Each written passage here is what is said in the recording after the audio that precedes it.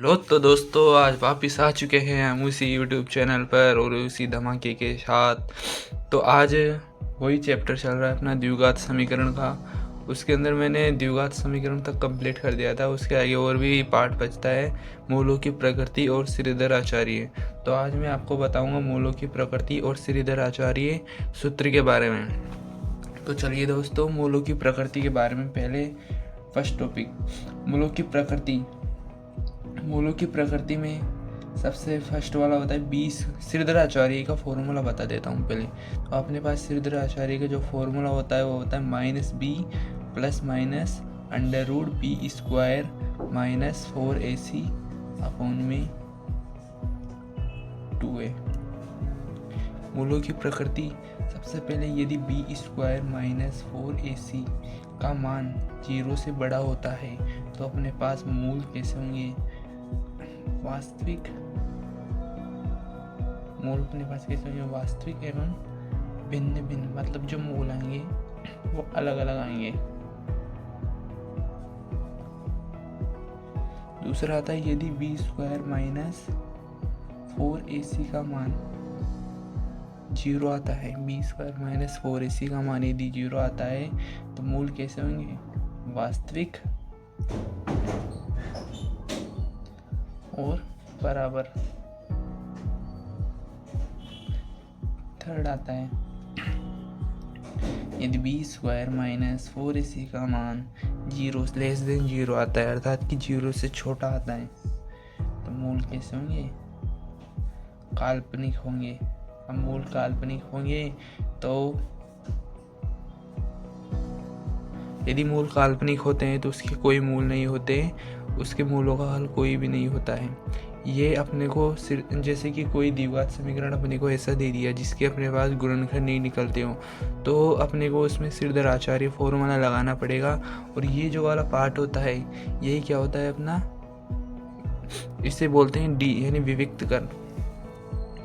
ये निकाला जाता है क्या, डी, इसे बोला जाता है विविक्त कर।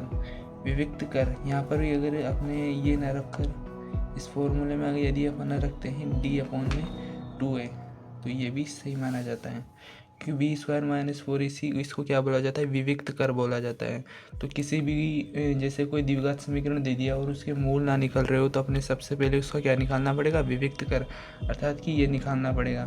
अगर उसका मान 0 से बड़ा आता है तो मूल वास्तविक और भिन्न होंगे। यदि d विविक्त कर का मान, इसे बोला जाता है विविक्त कर। विविक्त कर का मान यदि 0 आता है तो वो मूल कैसे होंगे, वास्तविक और बराबर। और यदि उसका मान d विविक्त कर का मान अपने पास 0 से छोटा आता है तो मूल कैसे होंगे, काल्पनिक होंगे। अब मैं आपको कोई एग्जांपल दिखा के बताता हूँ। जैसे कि हमने एक एग्जांपल ले लिया 3x² -2x + 1/3 = 0। अब इसका सबसे पहले, अब जैसे कि अपन इसका गुणनखंड देखेंगे, बेसिकली इसके गुणनखंड वैसे हो तो जाएंगे लेकिन अपने को क्या है, जैसे किसी को ध्यान नहीं देता तो अपन कैसे निकाल सकते हैं, श्रीधर आचार्य फॉर्मूले से भी निकाल सकते हैं इसके मूल। उसके लिए अपने को सबसे पहले विविक्त कर निकालना पड़ेगा, अर्थात कि इसका d निकालना पड़ेगा। तो इसका d क्या हो जाएगा, b² -4ac। अब देखना पड़ेगा b वाला पद कौन सा, इसमें a वाला पद कौन सा है, 3, b वाला पद कौन सा है, -2 है, -2 है, 2 नहीं माइनस के साथ है ना, -2, और c वाला पद 1/3। b का मान रखेंगे -2 का स्क्वायर -4ac। a वाला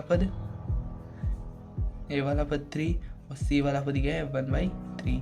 b² यहाँ से माइनस माइनस प्लस 4, 3 से 3 कटा, माइनस माइनस 4 - 4 = 0। तो आपने देखा है यहाँ पर b² -4ac बराबर 0 आ गया। कौन सा व्यक्त करा है, सेकंड नंबर का, मतलब कि b² -4ac का मान बराबर में क्या आ रहा है, 0। मतलब कि मूल कैसे होंगे, वास्तविक और बराबर। मूल अपने पास कैसे आएंगे, वास्तविक और बराबर। अब अपने पास क्या आ गया, d। अब अपन लगाएंगे श्रीधर आचार्य। अभी अपने पास मूल नहीं है, मूल निकालने के लिए अपने पास श्रीधर आचार्य का फॉर्मूला निकालना पड़ेगा। तो श्रीधर आचार्य का फॉर्मूला लगाएंगे, -b प्लस माइनस √d लिख सकते हैं विविक्त कर, कोई दिक्कत नहीं। अगर आप b² -4ac की जगह आप अब d भी लिखोगे तो भी सही माना जाएगा।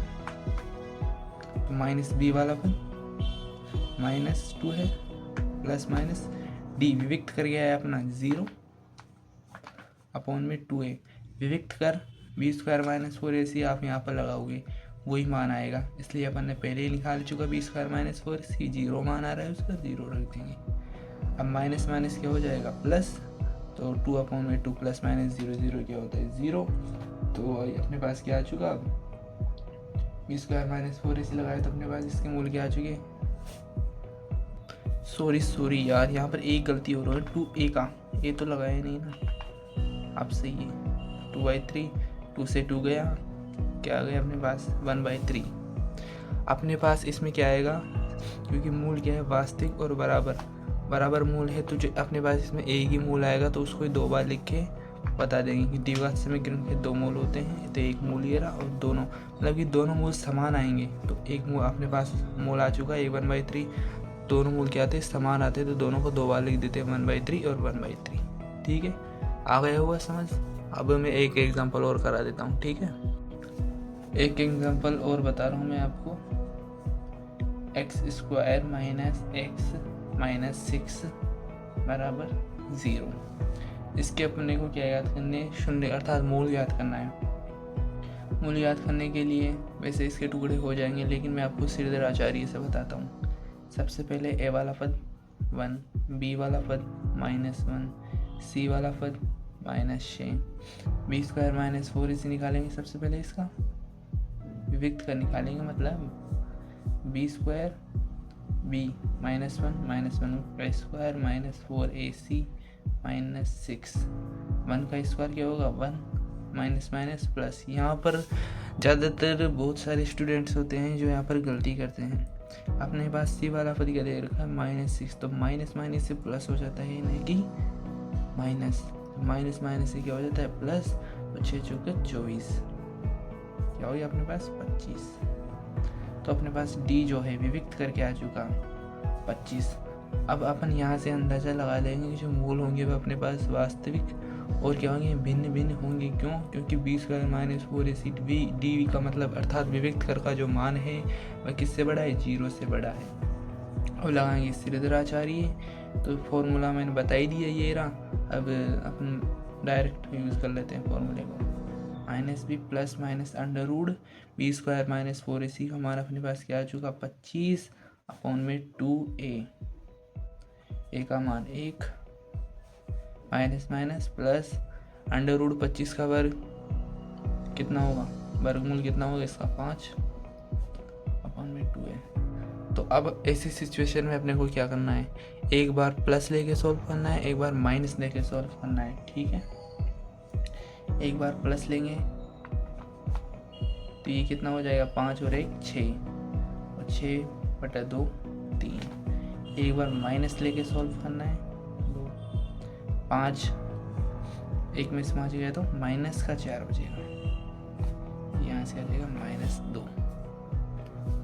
तो अपना आंसर आ चुका है 3 और -2। अब यदि अपने को यहाँ से शून्यांक को गुणनफल निकालना हो तो मैंने बताया था पिछली वीडियो में, शून्य का गुणनफल क्या होता है c अपॉन में -6 शून्य को गुणनफल, तो c मतलब कि अल्फा गुणा बीटा बराबर c अपॉन में 1, तो 3 दूनी 6 माइनस से हो जाएगा, और c अपॉन में c का बतिया माइनस से संतुष्ट कर रहा है। और मूल का योगफल क्या होता था अल्फा प्लस बीटा बराबर -b अपॉन में है, तो 3 + -2 हो जाएगा, और -b माइनस हो जाएगा प्लस, एक मान है आगे आंसर संतुष्ट कर रहे हैं मूल। तो मैंने आज आपको बताया मूलों की प्रकृति के बारे में और श्रीधर आचार्य का जो फॉर्मूला है इसे एक मतलब कि द्विघाती सूत्र से भी इसको बोला जाता है, मतलब कि इसका दूसरा नाम क्या है द्विघाती सूत्र हो सकते हैं ना, किसी के 2 नाम भी तो हो सकते हैं। वैसे ही श्रीधर आचार्य के भी फॉर्मूले के भी 2 नाम है, एक तो श्रीधर आचार्य और एक द्विघाती सूत्र।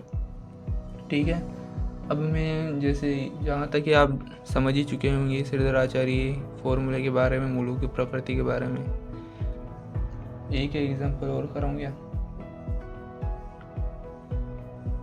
ठीक है, चलो एक एग्जाम्पल और बता देता हूँ। एक एग्जांपल और कराने से पहले मैं आपको एक सूत्र के बारे में और बताना चाहूँगा। वो है अपने पास, उस सूत्र के बारे में मैं आपको बताना चाहूँगा क्या, द्विघात बहुपद नहीं, लेकिन वो तो बहुपद वाले चैप्टर में चला जाएगा ना, रहने दो, अपने तो द्विघात समीकरण के बारे में पढ़ रहे हैं।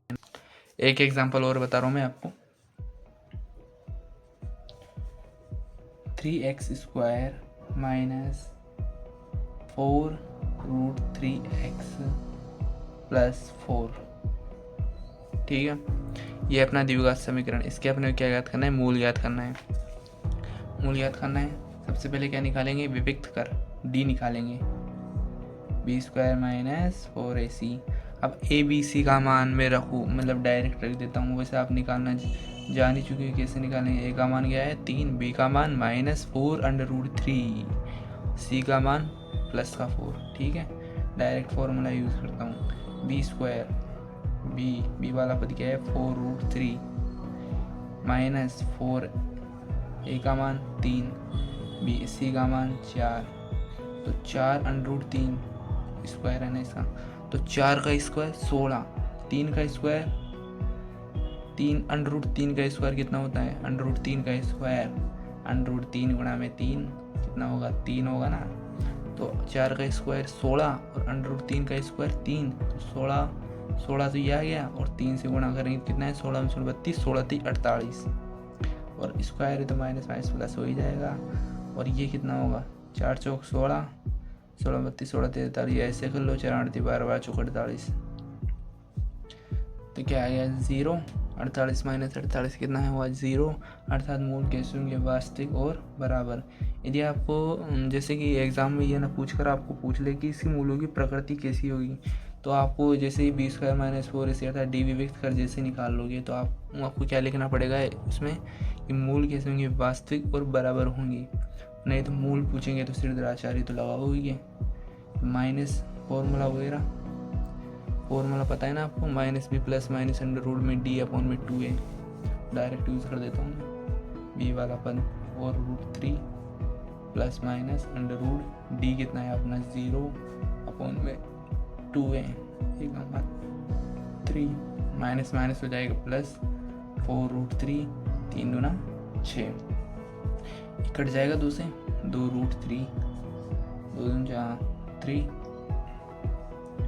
अब इसको क्या लिख सकते हैं अपन, 3